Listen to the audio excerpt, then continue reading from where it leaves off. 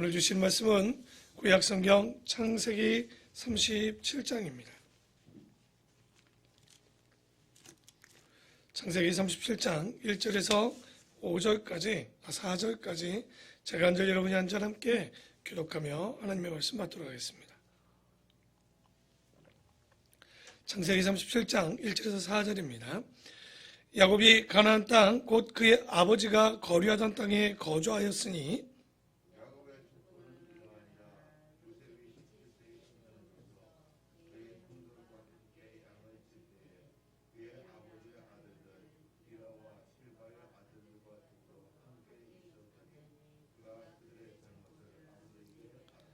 요셉은 노년에 얻은 아들이므로 이스라엘이 여러 아들들보다 그를 더 사랑함으로 그를 위하여 채색옷을 지었더니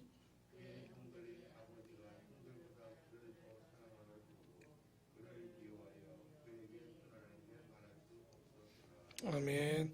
아버지 하나님, 오늘도 이 새벽 주의 말씀을 함께 나누고자 합니다. 요셉을 통하여 창세기를 통하여 보여주시려고 했던 하나님의 성품과 또 그 은혜를 누리고자 하오니 하나님 다시 한번 기억해 하시고 또 한 주의 마무리를 말씀으로 온전히 잘 마무리하도록 우리의 심령과 우리의 삶을 붙잡아 주시옵소서. 이 새벽 피곤치 않게 하시고 언제나 깨닫고 보고 들을 수 있는 우리의 심령이 되기를 소망하며 예수님의 이름으로 기도드립니다. 아멘. 샬롬, 반갑습니다.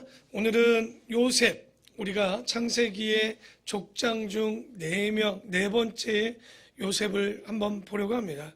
창세기 제2부였던 족장 시대에는 첫째 아브라함, 그리고 그 그림자 롯을 좀 봐야 됐고요. 두 번째는 이삭, 그리고 그 그림자 이스마엘을 함께 보아야 했습니다. 그리고 세 번째 우리가 야곱은 누구와 함께 봐야 됐습니까? 바로 에서와 함께 봐야 됩니다. 그리고 마지막 요셉은 우리가 보면 누구를 보냐? 유다를 보게 됩니다. 실제 요셉의 이야기를 하고 있지만 그 중점의 이야기가 되어지는 사람은 계속적으로 누가 나오냐면 유다의 이야기가 계속 함께 나오는 걸 보게 되는데요. 이 족장 시대에 하나님께서 보여주셨던 건 뭐냐면 하나님의 성품과 그리고 애굽으로 들어가게 된 경위에 대해서 기록되어져 있습니다. 12장부터 50장까지의 이야기가 그렇게 되어 있는데요. 우리가 야곱, 그가 갖고자 했고 하고자 했지만 결론적으로는 그가 갖고자 했던 것을 모두 잃게 되었고 사랑하는 부인 라헬을 잃고 베냐민을 낳는 장면까지가 우리가 봤습니다. 그리고 오늘 37장의 이야기는 그 사랑하는 아들 요셉을 잃게 되는, 그래서 17살의 형제들에게 미움을 받아서 이제 가나안 애굽으로 팔려가게 되는 그 이야기들을 보게 됩니다. 오늘 읽었던 37장 1절에서 4절까지 보면 다른 형제들에게 대충 요셉이 미움을 받는 이유가 있었죠. 보니까 채색 옷을 따로 입혔고 요셉이 또 하는 행동들 중에 5절 이하에 보면 형들이 잘못한 것을 아버지에게 고자질이라긴 좀 그렇긴 하지만 사실을 갖다 얘기하지만 그 형제들이 볼 때는 어떻게 보여지는 거예요? 고자질하는 것으로 보여지게 됩니다. 그래서 요셉이 형제들에게 미움을 받는 이야기, 그 내용이 3가지 정도가 있는데 하나는 야곱이 요셉을 편애합니다. 그리고 두 번째 보면 아버지에게 형제들의 잘못을 가져다 이야기를 하게 되죠.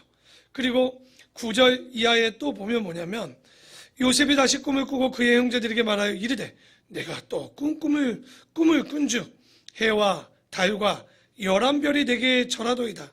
해와 달과 11별이라는 얘기는 뭐냐면 자신들의 형제 11명과 해와 달은 누굽니까? 아버지와 어머니마저도 본인에게 절한다고 하니까 그가 그의 꿈을 아버지와 형제들에게 말하며 아버지가 그를 꾸짖고 그에게 이르되 네가 꾼 꿈이 무엇이냐? 나와 내 어머니와 내 형들이 참으로 가서 땅에 엎드려 너에게 절하겠느냐? 그의 형들은 시기하되 그의 아버지는 그 말을 간직해 두게 됩니다. 그러니까 보니까 그 하나님이 주신 꿈을 꾸긴 꿨지만 꿈 이야기 때문에 형제들에게 또한 미움을 받게 되는 거예요. 항상 이 야곱의 특징이 뭡니까? 샬롬이 아니라 로 샬롬입니다. 로가 뭐죠? 히브리어로 부정접두어죠. 그래서 샬롬하지 않은 사람이에요. 여러분, 야곱이 간 곳들 곳곳마다 보십시오. 샬롬했습니까? 샬롬하지 못했죠. 그래서 이 요셉은 어떤 사람이냐? 첫째 보면 하나님이 하나님이 주신 꿈을 가진 사람이었다는 겁니다. 어쨌든 이것 때문에 미움을 받지만 하나님이 주신 꿈을 갖게 되는데, 여러분, 그런데 우리가 꿈을 꿀 때 항상 조심해야 됩니다. 종종 가다 목사님, 제가 이런 꿈을 꿨는데 해몽을 해달래요. 꿈의 해몽은 제가 잘 못하겠더라고요. 근데 잘 보면 여러분, 다니엘의 꿈은 어떻던가요? 겹쳐서 보여줬죠. 한 번의 꿈이 아니라 두 번 겹쳐서 보여줍니다. 그래서 꿈이라는 전달 수단은요, 첫째는 하나님의 뜻을 전달되기 위해서 우리가 꿈을 꾸기도 합니다. 두 번째는 뭐냐면 마귀가 주는 꿈도 있어요. 그래서 우리가 악몽이라는 것도 꾸기도 하고 좋지 못한 꿈도 꾸죠. 세 번째는 꿈은 어떤 꿈입니까? 자기 생각에 잔영이 남았을 때, 그러니까 내가 집에 대한 고민이 많으면 집에 대한 꿈을 꿉니다. 사람에 대한 고민이 많으면 사람에 대한 꿈을 꾸게 되죠. 그래서 정확히 얘기한다면 꿈을 해몽하기 전에 이 꿈이 개꿈인지 하나님이 주신 꿈인지를 먼저 분별할 필요성이 있습니다. 그러니까 꿈 꿨다고 해서 다 하나님의 뜻이다? 그렇지 않다는 거죠. 그래서 어쨌든 이 꿈꾸는 것까지 때문에 이 세 가지로 인하여 형들에게 미움을 받고 시기하게 되죠. 그러자 33절에 어떻게 됩니까? 이제 아버지가 그것을 알아보고 어떻게 되냐면 바로 형제들이 계속 그 안에 있죠. 르우벤은 팔지 말자. 아버지가 얼마나 슬퍼하겠느냐고 그냥 마른 물 구덩이에 넣었지만 르우벤이 돌아오기 전에 이 형제들이 유다의 어떻게 보면 주도적으로 유다가 뭐라고 그래요? 죽이지는 말되 양의 피를 묻혀서 요셉이 그 들짐승에게 물려 죽였다 하자라고 이렇게 계략을 짜죠. 그리고 대상에게 이 요셉을 팔아버리는데 33절 야곱의 마음을 보십시오. 아버지가 그것을 알아보고 이르되 내 아들의 옷이라 악한 짐승이 그를 잡아 먹었도다. 요셉이 분명히 찢겼도다 하고 자기 옷을 찢고 굵은 배로 허리로 묶고 오래도록 그의 아들을 위하여 애통하니 그의 모든 자녀가 위로하되 그가 그 위로를 받지 아니하여 이르되 내가 슬퍼하여 스올로 내려가 아들에게로 가리라 하고 그의 아버지가 그를 위하여 울었더라. 그 미디안 사람들은 그를 애굽에서 바로의 신하 춘이드장 보디발에게 팔아 버리게 됩니다. 그러니까 요셉이 찢겨 죽었다라고 생각한 야곱은요, 하루도 이제 편치 못하고 오죽했으면 자기 죽고 싶다고. 그게 몇 년간이냐? 다시 요셉을 만나기 직전 17살에 팔려가서 22년이 지난 뒤에서야 그가 이 요셉이 살아있는 것. 그러니까 여러분 아시죠? 자식은 죽으면 어디다 묻는다고요? 가슴에 묻게 되지 않습니까? 그러니까 야곱의 이 슬픔을 보면요, 이루 말할 수가 없죠. 이제 창세기 38장에 보면 이제 그냥 지나가지 않습니다. 근데 독특하게 38장에 여러분 제목을 보면 이제 갑자기 요셉 얘기하다가 누구의 이야기로 넘어갑니까? 혹시 의문은 가져보셨습니까? 왜 생뚱맞게 유다를 이야기를 하고 있나요? 보면 우리가 37장의 내용을 조금 보면 이해가 갑니다. 여러분, 아버지가 그렇게 괴로워했는데 위로했지만 위로가 되지 않았어요. 실제 죽지 않았지만 이제 거짓말했기 때문에 보십시오. 이 대단한 우리 야곱입니다. 야곱 옆에 있으면 사람들이 다 이상해져요. 라반 거짓말하죠. 라헬 거짓말하죠. 자식놈들 거짓말하죠. 이 거짓말의 시작은 거짓말로 가게 되는데 동생 파는 일에 앞장섰던 유다가요, 혹독한 대가를 치릅니다. 그러니까 유다는요, 집에 못 있겠는 거예요. 이유가 뭡니까? 아버지가 요셉을 잃었던 모습을 보면서 너무 괴로운 거야. 이 마음의 양심의 가책을 너무 느꼈던 거죠. 견디다 못해 어떻게 하는 거예요? 가출한 거예요, 알고 보면.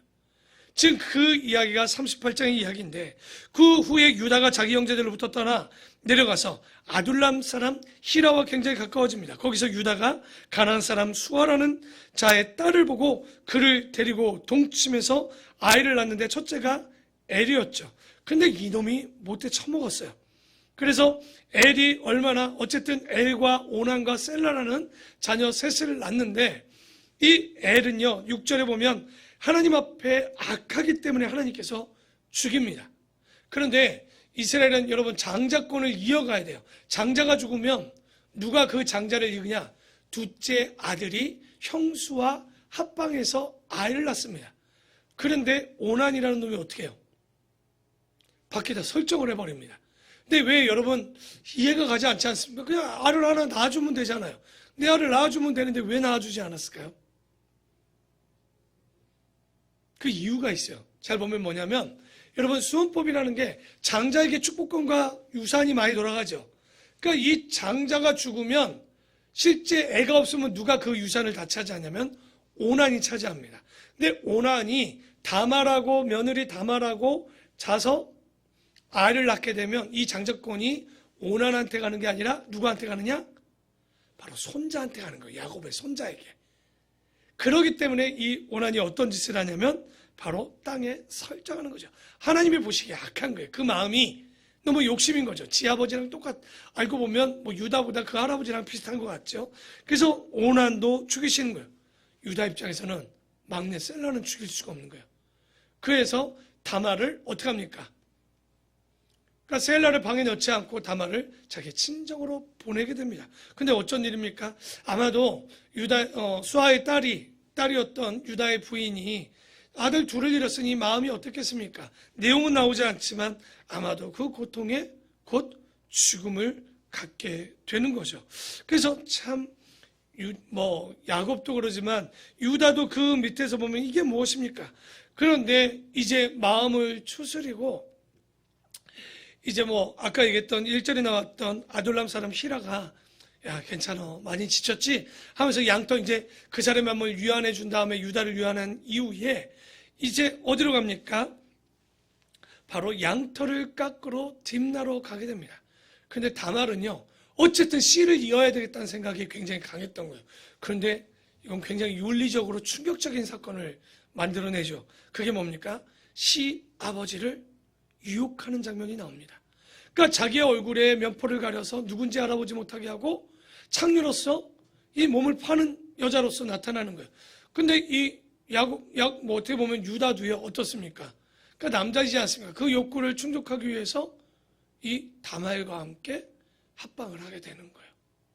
그런데 그 합방할 대가로 인장 도장을 하나, 목걸이에 끈이 매달린 인장 도장 하나 하고 그 다른 것들 지팡이를 달라고 증표로 달라고 하죠.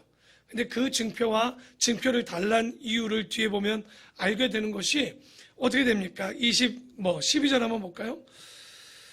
12절 보지 말고 13절에 어떤 사람이 다말에게 말하되 네 아버지가 자기의 양털을 깎으려고 딥나에 올라왔다 한지라 그가 그 과부의 옷을 벗고 너울로 얼굴을 가리고 몸을 휩싸고 딥나 길 곁 에나의 문제 앉으니 이는 셀라가 장성함을 보았어도 자기를 그의 아내로 주지 않았다라는 이유 때문에 다말도 그냥 그런 건 아니에요. 씨를 이을 수 있었다면 그러지 않을 텐데 시아버지가 셀라를 살리겠다고 그랬기 때문에 이런 일들을 하는 거예요. 그래서 24절에 보니까 희한한 소문이 돕니다. 석 달쯤 후에 어떤 사람이 유다에게 일러 말하되 야 너의 며느리 다말이 행음하였고 그 행음함으로 말미암아 임신하였느니라. 유다가 이르되 그를 끌어내어 불살라. 당연하겠죠. 그런데 음행하여 죽이려고 했더니 그 원인은 첫째 셀라를 주지 않았기 때문에 이 며느리가 자기 시아버지 유다와 합방을 했던 거죠. 그러니까 다말이 시아버지를 그래서 유혹함을 이 유다가 알게 되었고 그러면 그 아이는 누구의 아이인 거예요? 막장 드라마의 시작은 여기였습니다. 여러분 이런 드라마가 어디 있습니까? 그리고 다말이 쌍둥이를 잉태하죠. 둘째 놈이 나왔다가 들어갔다가 홍시를 가지고 들어가서 뒤에 나왔지만 그의 아들 이름을 뭐라고 그랬습니까? 베레스였고 그 첫째를 세라라고 얘기했죠. 근데 여러분 이 베레스가 누군지 혹시 아십니까? 바로 베레스를 통해서 누가 나오냐? 예수 그리스도가 나오는 거예요. 희한한 족보에서 예수님이 나오죠. 근데 우리가 이 죄 가운데서도 하나님께서 구원하시는 이런 모습들을 우리가 보게 되는데, 그러니까 유다가 이런 일들을 겪고 나니까 자기도 험악한 인생을 짧게나마 살았지만 이 짧은 인생에 보십시오. 요셉을 잃은 야곱의 마음을 조금이나마 이해를 하지 않았겠습니까? 엘과 오난을 잃었던 이런 일들을 보면서 그래서 회개를 했던 거예요. 유다가 회개하고 아버지의 집에 돌아가서 다시 아버지에게 효도하기로 마음을 먹죠. 근데 웬일? 갔더니 흉년이 되게 됩니다. 근데 이 창세기 39장에 보면 이 요셉이 어떤 사람인지에 대한 이야기가 나옵니다. 요셉은요, 어떻게 보면 역설적인 신앙을 가진 사람이에요. 우리가 2절을 한번 볼까요? 여호와께서 이제 팔려가지 않습니까? 보디발의 집에 팔려가는데 여호와께서 요셉과 함께 하심으로 그가 형통하게 되어 그의 주인 애굽 사람 집에 있게 되는데요. 그의 주인이 여호와께서 그와 함께 하심을 보며 또 여호와께서 그의 범사에 형통하게 하셨대요. 뭐가 형통합니까? 팔려갔는데. 형통하게 하려면 여러분 어떻게 하는 게 더 맞습니까? 팔려가지 않는 게 맞아요. 21절에 또 뭐라고 합니까? 여호와께서 요셉과 함께 하시고 그에게 인자를 더하여 간수장에게, 여러분 뭐가 간수장에게 은혜를 줍니까? 그러려면 감옥에 안 가게 해줘야 되죠. 그러니까 23절에도 그 뒤에 보면 나오죠. 이는 여호와께서 요셉과 함께 하심이라. 우리가 참 이런 것들을 보면 요셉은 어떤 사람입니까? 하나님과 동행한 사람이었어요. 어쨌든가 근데 직접적으로 하나님을 만나지는 않았어요. 그렇죠? 그를 통해서 하나님이 나타났을 뿐이지 하나님을 만나는 장면은 없습니다. 그런데 이 요셉은 어떻습니까? 항상 4절에도 나오지만 요셉이 그의 주인에게 뭐를 입힙니까? 요셉은요, 그래서 두 번째, 그 요셉은 마음이 순수함으로 어디를 가도 은혜를 받은 사람이었습니다. 참 이 요셉은 환경에 좌지우지되는 사람이 아니었어요. 그래서 우리가 요셉을 배울 때 제가 꼭 세 가지를 이야기합니다. 첫째는 우리가 요셉같이 어떤 사람이 되어야 된다고 합니까? 겸손한 사람이 되어야 되는 거예요. 둘째는 항상 예절이 있는 사람이었어요. 셋째는 자기가 맡은 모든 일이 어떤 사람입니까? 성실한 사람이었다는 거예요. 그런 사람이 사랑을 받을 수 있고 사랑을 나눌 수 있었던 거예요. 그러니까 요셉이 참 특별한 사람이었던 거죠. 그래서 이 감옥 안에서 떡 맡은 관원장과 술 맡은 관원장을 만나서 이 꿈을 잘 해몽해서 먼저 첫 번째 꿈을 꾸어서 술 맡은 관원장이 살 것에 대해서 이야기하죠. 그리고 나서 그것을 기억해달라고 하는데 까먹었다가 바로 왕의 꿈을 보고 나서 이것을 해석할 사람을 내가 보았다고, 어디 감옥에서 요셉이라는 사람을 보았다고 술 맡은 관원장이 청구하게 됩니다. 그래서 요셉이 40장에 보면 그 꿈을 해몽하는 내용이 나오죠. 그리고 41장에 보면 이제 그 사건으로 인해서 어떻게 됩니까? 애굽의 총리가 됩니다. 37절에 보면 바로와 그의 모든 신하가 이 일을 좋게, 꿈을 해몽한 것을 좋게 여긴지라 바로가 그의 신하들에게 이르되 이와 같이 하나님의 영에 감동된 사람을 우리가 어찌 찾을 수 있으리요. 요셉을 평가하는데 요셉을 평가한 게 아니었어요. 요셉을 통해서 누가 드러납니까? 지금 보니까. 그렇죠. 하나님의 영에 감동된 사람이라고 하는 거예요. 그러니까 요셉이 총명하고 요셉이 지혜롭다라고 평가하지 않았어요. 그런데 왜 이런 일들이 가능했을까요? 요셉은 바로를 만날 때 자기를 드러내지 않았던 거예요. 알고 보면 요셉은 바로왕을 만나거나 신하들을 만날 때 항상 하나님께서 이 꿈을 주셨다라고 이야기했을 거예요. 하나님께서 나에게 보여주시고 왕의 일들을 알게 해주셨다라고 계속 이야기하지 않았겠습니까? 바로 요셉을 인정할 때 바로 하나님을 고백했던 이 요셉이 그 바로를 변화시켰던 거예요. 잠깐 보았던 이 바로를 요셉은 섬겼습니다. 기억나죠? 라반과 함께 했었던 야곱은 20년간 있었지만 그 라반 하나를 전도하지 못했던 거예요. 하나님의 선교는 바로 이건 거예요. 야곱과 요셉의 차이도 바로 이런 건 거죠. 어떻게 보면 17살에 팔려가서 13년간의 지금 질고의 날을 보냈지만 39장의 내용은 뭐였습니까? 요셉과 하나님이 함께 동행해 주셨다. 어렵지만 그 질고의 시간 가운데 누가 피난처가 되어주신 거예요? 하나님께서 피난처가 되어 주셨던 거죠. 그래서 이제 41장에 보면 요셉 지금 계속 보고 있지만 30살에 총리가 됐을 때 꿈이 뭐였습니까? 바로의 꿈은 7년간 풍년이 있게 될 것이고 7년간 가문과 함께 기근이, 흉년과 함께 기근이 있게 될 것이라고 얘기합니다. 41장 그래서 49절에 보면 쌓아둔 곡식이 바다 모래같이 심이 많아 7년 동안 풍년인데 셀 수가 없는 거예요. 창고에 쌌는데 세기를 그쳤으니 그 수가 한이 없음이더라. 흉년이 들기 전에 요셉에게 두 아들이 납니다. 곧 온의 제사장 보디베라의 딸 미스 이집트입니다. 실제 어마어마하게 잘 예쁜 제사장의 딸 아스낫이 그에게서 낳은 아들이 있는데 요셉이 그의 장남의 이름을 뭐라고 합니까? 므낫세 하였으니 이름의 뜻이 이거예요. 하나님이 내게 내 모든 고난과 내 아버지의 온 집안일을 뭐하게 하셨다? 있게 해주셨다는 뜻. 내 모든 고난. 솔직한 얘기로 여러분 있는 13년 동안 어땠을 것 같아요? 절대 기쁘지 않았겠죠. 13년이 어떻게 보면 지나고 또 7년이 지난 상황 아닙니까? 20년이 되는 동안 형들이 안 미웠을까요? 이를 갈지 않았을까요? 그런데 자기가 풍성하고 이것들을 보면서 그래도 내가 다 하나님의 은혜로 뭐 하겠다는 거예요. 잊어야겠다. 이 모든 일이 하나님이 하신 일 아니냐 하면서 이런 생각들을 갖게 되고 둘째를 뭐라고 그래요? 그 이름을 낳았으니 에브라임이라 하였으니 내가 수고한 땅에서 번성하였다. 열매를 많이 맺게 되었다. 그런데 여러분 므낫세와 에브라임을 좀 기억하고 있어야 되는 이유가 뭐냐면 야곱의 아들이 12인데요. 여러분 뒤에 보면 12지파 하면 그 지파 중에 누가 들어가지 않습니까? 레위 지파가 들어가지 않아요. 실제. 그런데 어떻게 12지파가 되죠? 요셉 지파도 없어요. 누가 들어간 거예요?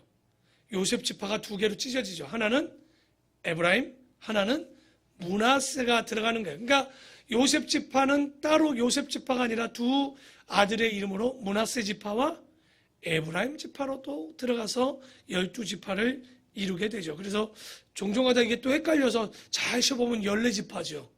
레위 지파, 요셉 지파 이렇게 넣어버리면 그런데 그 정도는 여러분 좀 알고 있으면 좋을 것 같아요. 그래서 알고 보면 에브라임 지파는 차후에 어떻게 됩니까? 북이스라엘을 이루는 중점이 되고요. 남쪽은 누가? 유다 지파가 중점을 이루게 되는 거예요. 그러니까 요셉과 유다가 이렇게 아까 얘기했죠. 그림자라고 얘기했지만 실제 북과 남으로 나눠지는 그 근간이 되는 지파가 에브라임 지파와 유다 지파가 차후에 이제 사사기 이후에 열왕기 상하에 이제 그 근간을 이루게 됩니다. 자, 43장을 보면요. 이제 요셉의 말처럼 어떤 일이 벌어집니까? 실제 7년의 흉년이 오게 되고 기근이 오게 되는 거죠. 그동안 야곱의 식구는요 70명으로 불어나는 거예요. 근데 웃기죠. 평상시에 먹지도 않는 것들이 흉년이 오면요 오구적 얼마나 잘 먹는지. 옛날에 그러잖아요. 우리 어렸을 때 못 사는데 애들이 밥은 또 얼마나 잘 먹는지 몰라. 요즘같이 애들이 밥을 안 먹으면 얼마나 고마워. 그 어려울 때. 근데 어려울수록 양식을 얼마나 잘 먹는지 모릅니다. 그래서 10아들 누구를 뺀? 베냐민을 뺀 10아들을 보내게 됩니다. 그런데 아직 야곱이 멀었어요. 4절에 보십시오. 야곱이 요셉의 아우 베냐민은 그의 형들과 함께 보내지 아니하였으므로 이는 그의 생각에 재난이 그에게 미칠까 함이로라. 그러면 딴 아들은 괜찮습니까? 참 야곱이요 라헬의 자녀 요셉과 이 베냐민을 편애하는 마음이 참 아직도 멀었던 거죠. 그래서 애굽의 총리가 된 요셉이 형들을 이제 만나게 됩니다. 그런데 딱 봤더니 누가 보이지 않아요. 베냐민이 안 들어왔네. 그러니 이거 알아봐야 되는 거야. 이 베냐민이 죽였는지 나같이 팔려갔는지 얼마나 의심스럽겠습니까? 그래서 그들을 뭐로 만듭니까? 곡식을 주었지만 이게 곡식을 주기 전에 먼저 뭐 합니까? 이거 니들 족속에 정탐꾼으로 온 것 아니냐? 우리말로 바꿀까요? 너 간첩이지. 딱 얘기를 한 거예요. 그래서 요셉은 너희들 안 된다. 그러면 곡식은 주겠지만 한 놈은 남아. 그래서 그 하나를 남겨서 억류하게 되는 게 시므온이 남게 됩니다. 그리고 그 조건이 뭐였습니까? 너의 막내 아우 베냐민을 돌아오면 그 곡식도 주고 네 아우도 형제도 풀어 주겠다는 거죠. 근데 웬일 가고 있는데 봤더니 보따리 안에 그 곡식을 샀던 돈을 준 거예요. 그러니까 이게 지금 우린 죽었구나 생각했겠죠.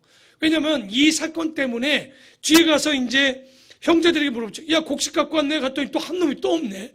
누가 없어? 시몬이 없는 거예요. 그러니 뭐 여차여차해서 아버지 여차여차했습니다 했더니 믿을까요 안 믿을까요? 야곱은 속이는 자요. 의심이 많고 속이는 자가 그걸 믿겠습니까? 이거 분명히, 왜냐면 보십시오. 돈을 그대로 갖고 왔어요. 그러면 이 곡식은 어떻게 해서 얻어온 걸로 생각합니까? 시몬을 팔아먹고 곡식을 쌌다고 생각하는 거예요. 그러니까 속이는 자는 속이는 것밖에 보이지 않습니다. 그래서 야, 이것들 이런 못된 인간들 생각했죠. 그래서 남을 속이는 자는요, 잘 보면 남의 이야기를 고지고대로 잘 듣지도 못하게 되어 있습니다. 그래서 36절에 보면 42장 36절입니다. 그들이 아버지 야곱이 그들에게 이르되 너희가 나에게 내 자식을 잃게 하도다. 요셉도 없어졌고 시므온도 없어졌거늘 이제 베냐민을 또 뺏어가고자 하느니 이는 다 나를 뭐하게 한다고요? 해롭게 한다는 거예요. 내가 그러니 이제 아무리 배를 골아도 누구를 보내지 않을 것 같아요. 지금 보니까 베냐민은 보내지 않을 것 같아요. 요셉도 이러는데 시몬도 이런 것 아닙니까? 그런데 보십시오. 야, 이제 곡식을 갖고 와서 좀 먹겠다 싶었는데 이놈의 자식들이 또 얼마나 잘 먹는지 우걱우걱 껍질로 쳐먹어보러 이것들이 아주 그냥. 그러니까 이 형제들이 와서 또 얘기했겠죠. 자녀들이 아버지 베냐민을 좀 같이 가야 될 것 같은데요. 그러니까 어떻게 합니까? 내가 죽어도 못 보낸다 하는데 생각해보니 어떻습니까? 형제들이 얘기하죠. 안 보내도 죽고 보내도 죽는 거야. 생각해보니까. 왜? 안 보내면 어떻게 돼요? 다 굶어 죽는 거예요. 보내도 죽는 거예요. 그렇다면 보낼 수밖에 없지 하고 베냐민을 야곱이 보내게 됩니다. 그래서 2차로 이제 이집트에 곡식을 보내러 가는데 43장 14절을 보면요. 14절 봅시다. 전능하신 하나님께서 그 사람 앞에서 너희에게 은혜를 베푸사 그 사람으로 너희 다른 형제와 베냐민을 돌려보내게 하시기를 원하노라. 내가 자식을 잃게 되면 뭐하는 거야? 잃으리라. 그러니까 베냐민을 보내면서 이 야곱의 심정입니다. 어떻게 되는 거예요? 지금 잃으면 잃으리라. 그런데 우리의 신앙은 어디까지 가야 되죠? 에스더와 같이 죽으면 죽으리라 가야 되는 거예요. 그런데 이렇게 되려면 우리의 모든 것을 내려놔요, 여러분. 죽으면 죽으리라가 가능한 거예요. 그런데 잘 보십시오. 야곱은요, 자식도 물질도 자기의 우상이었습니다. 알고 보면 우리가 집착하는 것이 뭘까요? 여러분의 인생을 집착하면 인생이 우상입니다. 돈을 집착하면 돈이 우상입니다. 자식을 집착하면요, 자식이 우상이 되는 거예요. 그래서 하나님은요, 야곱이 인간적으로 세상적으로 좋아했던 모든 것들을 이제 어떻게 합니까? 움켜쥐었던 것을 하나하나 빼앗습니다. 어떻게? 사랑하는 부인 라헬, 딸 디나, 장자 루벤, 알고 보면 잃었죠. 비라를 통과하는 사건 때문에. 그리고 요셉을 잃었죠. 돈을 잃었죠. 마지막 지금 누구를 잃고 있는 거예요? 베냐민을 잃고 있는 거예요. 그러니 여러분, 하나하나 놓다 보니 자기 손에 아무것도 없을 때, 그럴 때 인간이 하는 일은 뭘까요? 그제서야 기도합니다. 여러분, 그래서 지혜로운 사람은 놓치기 전에 그것을 놓지 않고 또 하나님의 우선이라고 생각하면 은혜를 입지만, 그러지 않으면 다 잃고 나서야 하나님을 찾는 거예요.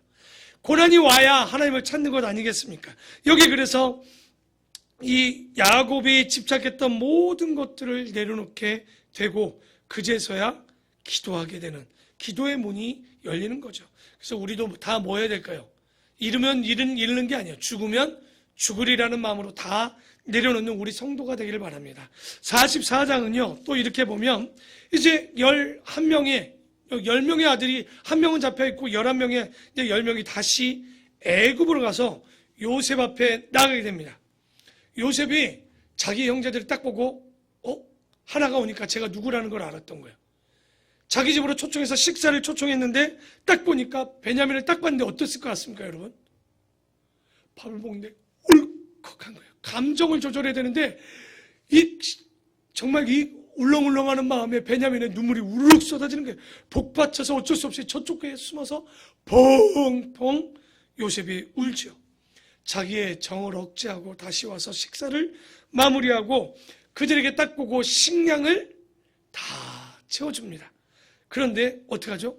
갑자기 애굽의 군대들이 식량을 가지고 가는 형제들을 쫓아옵니다. 더덕더덕더덕더덕 말을 타고 오는데 거기서 쉬오 하는데 7절에 보니까 44장 7절입니다. 그들이 그에게 대답하되 내 주여 어찌 이렇게 말씀하시나이까? 당신이, 그러니까 청지기가 따라오는 거죠. 그 요셉의 청지기가 따르는데 당신의 종들이 이런 일은 결단코 아니하였으니 왜? 뭘 가져갔다는 거예요? 총리가 점치는 은잔을 누군가가 훔쳐갔다는 거예요 지금. 그래서 우리 자루에 있던 돈도 우리가 가나안 땅에서부터 당신에게서 원래 가져왔거늘 우리가 어찌 당신의 주인의 집에서 은금을 도둑질하리까? 당신의 종들 중 누구에든지 이 은잔이 발견되거든지 그를 죽일 것이요 우리는 내 주의 종들이 되리다. 왜 이렇게 얘기할 수 있었을까요? 분명히 안 가져갔단 말이죠. 누구도 이것을 가져갔다라고 생각한 사람이 하나도 없는데 가방을 하나 피는데 베냐민의 곡식가루를 딱 푸는 순간 뭐가 땡그랑 떨어졌을까요? 운전이 때 형제들 10명의 심장이 어땠을까요? 철렁했을 거예요. 죽었다. 자기들이 죽는 것만 문제가 아니라 이제 누가 걱정이 됐을까요? 머릿속으로 아버지가 내가 시몬을 잃은 것도 내가 스올에 가겠다라고 생각했던 아버지였는데 이거 끝났구나 생각하지 않았겠습니까? 그래서 이 형제들이 어떻게 하냐면 예전 같으면 얘 때문이에요 아니면 내가 대신 죄를 남기세요 그랬어야 될 개들인데 베냐민을 종으로 남기지 말고 자기가 남겠다고 서로들 이야기하는 게 애걸복걸하는 모습을 보면서 여기서 요셉이 충격을 받습니다. 형들이 그런 형들이 아니었는데 그래서 44장 30절에 보면 아버지의 생명과 아이의 생명이 어떻게 되어 있다고 얘기합니까? 서로 하나로 되어 있습니다. 그러니 자신들이 남겠다는 거예요. 33절에 이제 주의 종으로 그 아이를 유다가 얘기합니다. 대신하여 머물러 있어 내 주의 종이 내가 되겠고 그 아이는 그의 형제들과 함께 올려 보내주셔서. 지금 유다가 이 이야기를 할 때 자신들의 이해득실을 따지지 않았습니다. 지금 누구의 마음만을 기억하는 거예요? 아버지의 마음, 아버지의 관점에서 이야기를 합니다. 베냐민의 생명을 위해서 자기가 죽기로 각오를 합니다. 근데 여기 33절에 한 문장이 나오죠. 뭡니까? 그 아이를 뭐하여? 대신하여라는 말을 유다가 합니다. 여러분, 아브라함이 모리아산에서 이삭을 바치려다가 이삭을 대신할 번제물을 찾죠. 그때 머리에 뿔이 걸린 숫양 하나를 발견하죠. 그때 이삭을 대신한 양, 대신하여란 단어랑 똑같습니다. 유다의 희생이 누구를 대신하는 거예요? 바로 베냐민을 대신하고 다른 형제들을 대신하는, 이게 누구의 그림자 같습니까? 바로 유다를 통해서 오는 예수 그리스도가 바로 예수 그리스도의 대속, 우리의 죄값을 대신 치르는 대신의 값을 이야기를 하는 거예요. 유다가 바로 예수의 조상으로 오지 않습니까? 바로 예수님을 따라가는 사람들은요, 이렇게 많은 사람들의 그늘이 되어줘야 되는 거예요. 그들에게 우리를 내어줄 수 있는 신앙이 우리에게 있어야 되죠. 그래서 45장에 보면 이 요셉이 4명의 어머니를 통해서 난 12명의 아들이 한순간 화해하는 것을 보게 되는 거예요. 왜? 서로 끌려가겠다. 이 베냐민을 보내주고 아버지를 위해서 그와 아버지는 생명이 하나로 묶였으니 제발 놔달라고. 그래서 45장 4절에 보면 요셉이 형들에게 이르되 내게로 가까이 오소서. 그들이 가까이 가니 이르되 나는 당신들의 아우요 요셉이니 당신들이 애굽에서 판 자라. 당신들이 나를 이곳에 팔았도다. 팔았다고 해서 근심하지 마소서. 한탄하지 마소서. 하나님이 생명을 구원하시려고 나를 당신 먼저 보내심이니라. 이게 아포스톨로스라는 말로서 뭐냐면 보내심을 받았다. 요셉은 이렇게 기억하는 거예요. 이 땅에 이제 2년 동안 흉년이 들었으나 아직 5년은 남았다는 거예요. 지금 22년의 시간이 지난 거예요. 17살에 끌려와서 13년의 총리가 되고 7년의 풍년과 2년의 흉년이 지난 이 시간이 왔는데, 아직 5년 밭가리도 못하고 추수도 못할지라. 그래서 하나님이 큰 구원으로 당신들의 생명을 보존하고 당신들의 후손을 세상에 두시려고 나를 당신보다 먼저 보내셨나니 그런즉 나를 이리로 보낸 이는 당신들의 아니요? 누구라고요? 그러니까 요셉은 이 모든 것들을 당신들도 아니고 나도 아니 누가 보내셨다는 걸 여기서 눈물, 바로 하나님이시라. 이게 바로 하나님의 은혜라. 그리고 이것이 바로 신앙이라는 거예요. 나의 모든 일 가운데 내가가 아니라 하나님이 하셨다는 거예요. 여러분, 그래서 이런 것들을 볼 수 있는 이사야서에 우리가 세 가지가 나오죠. 보는 눈, 들을 수 있는 귀, 깨닫는 마음을 달라고. 그 마음이 필요했다는 거예요.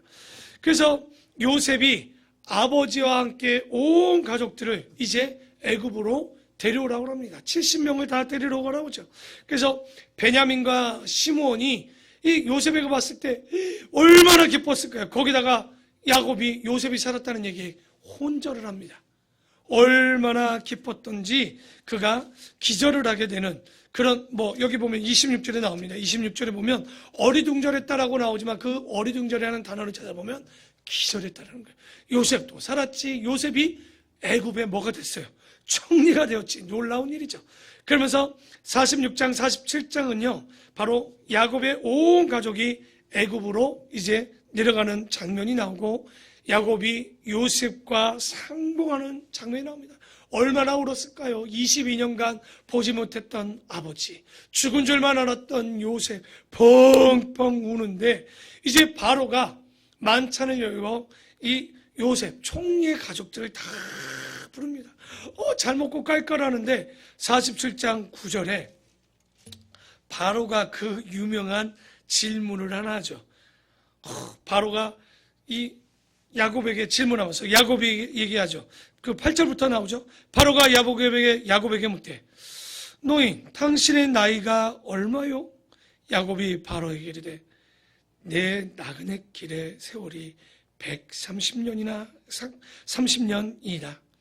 내 나이 얼마 못 되니 우리 조상의 나그네 길에 연조에 미치지 못하나 내 인생은 험악한 인생을 보내었나이다. 그러니까 바로 이 험악한 인생의 중점은 하나님이 아니라 누구였다는 거예요. 자신의 탓임을 고백하는 거예요. 이렇게 야곱의 손가락, 오그라졌던 손가락을 피는데 몇 년이 걸렸습니까? 130년이 걸린 겁니다. 야곱의 자아가 깨지고 거듭나는데 130년의 세월이 걸렸다는 거예요. 그 후 야곱이 17년간 애굽 생활은 정말 신령했고요. 어떻게 보면 하나님과 거룩한 생활을 해서 영임해가지고 미래까지 보게 됩니다. 그래서 그 자식들에게 축복해지는 48장과 49장의 축복의 내용을 보면 축복이 아닌 것도 있어요. 이게 축복인가 싶기도 하지만 자녀들의 미래에 대해서 그 요셉을 축복하고 49장은 그 다른 자녀들에 대한 축복을 얘기하고 난 이후에 죽게 됩니다. 그러면서 50장 가보십시다. 50장 14절에 보면 요셉이 아버지를 장사한 후에 자기 형제와 호상꾼과 함께 애굽으로 돌아왔더라. 진짜 얘기해 드릴까요, 여러분? 지금까지 여러분이 누구의 이야기를 들은 걸로 보여집니까? 요셉의 이야기인 줄 알죠? 그래서 제목도 제가 요셉이라고 했지만 실제 50장 14절까지는요 야곱의 이야기입니다.